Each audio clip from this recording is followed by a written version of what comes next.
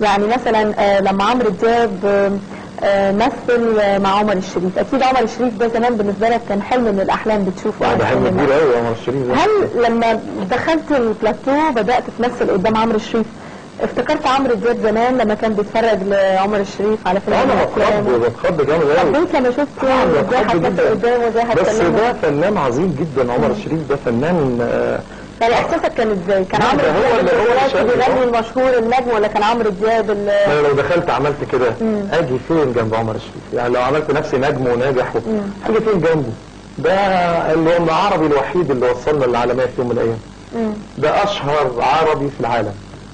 طب كان احساسك ايه وقتها انت جواك كعمرو دياب؟ لا طبعا الاحساس انا مش مصدق. يعني انا قلت ايه، انا همثل مع عمر الشريف وعامل دور والدي كمان. وبعدين في البيت المفروض في البلاتو حاطين صورته وهو صغير، والصوره دي متاخده من فيلم صراع في الوادي. فانا ده انا عارفه ده انا عارفه طول عمري عارف الصوره دي. فهو الحمد لله يعني هو كشخصيه هو اللي احتضن الموضوع، يعني هو اللي قربني منه. يعني برضو انا اكتشفت حاجات برضو عايز اقولها في نجومنا المصريين السينمائيين، انهم هم اكثر الناس اللي قربوني منهم.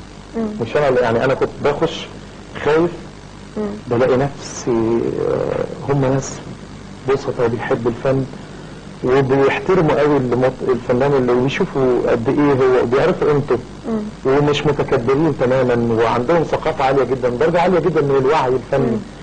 فكان طبعا متمثلة في عمر الشريف دي كانت حاجة لدرجة ان يعني المفروض انا ابن عاقله في الفيلم. وبتناقشه وبتواجهه وبتواجهه. وبعدين مشهد انا وهو انا هقول لك على مشهد انا وهو يقول لي تتجوز مش عارف عايز تتجوز صح فاكر نفسك ايه ضيعت حاجات كده. فالمشهد انا وهو بس وانا بقول له ما تجيبش سيره امي وعرفش حاجات كده وانا عامل نفسي بقى فتوه. وبعدين طول ما بنعمل بروفا قعدت انا وهو بيقرا معايا.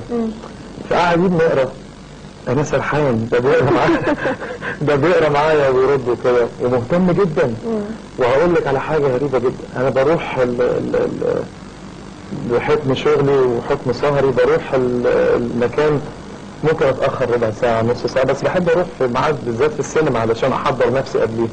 عمري ما رحت قبليه، هيجنني. يعني التزام غير طبيعي لدرجه ان انا فجاه قلت طب انا رايح قبليه. رايح قبل اللوكيشن بساعه لقيته. يعني هو بيعلم، دول ناس علمونا الالتزام، علمونا حب. الراجل مش محتاج يمثل مع عمرو دياب ومع غيره، مش محتاج يكبر من ده جواه الفن اللي جواه، عايز حابب الجزئيه دي. فقاعد وجاي من بدري ومهتم وبيحفظ. انا ما بحفظش خالص. فانا في المشهد ده انا مش بقول كلام كتير. فانا ابتدينا نقول اكشن وابتدى يمثل وبيعمل ماشيه كده ويلف وانا سرحت خالص قاعد سرحان فيه. يجي عليا الدور ما اقولش، يقول لي ستوب وبعدين هو ما يزعلش.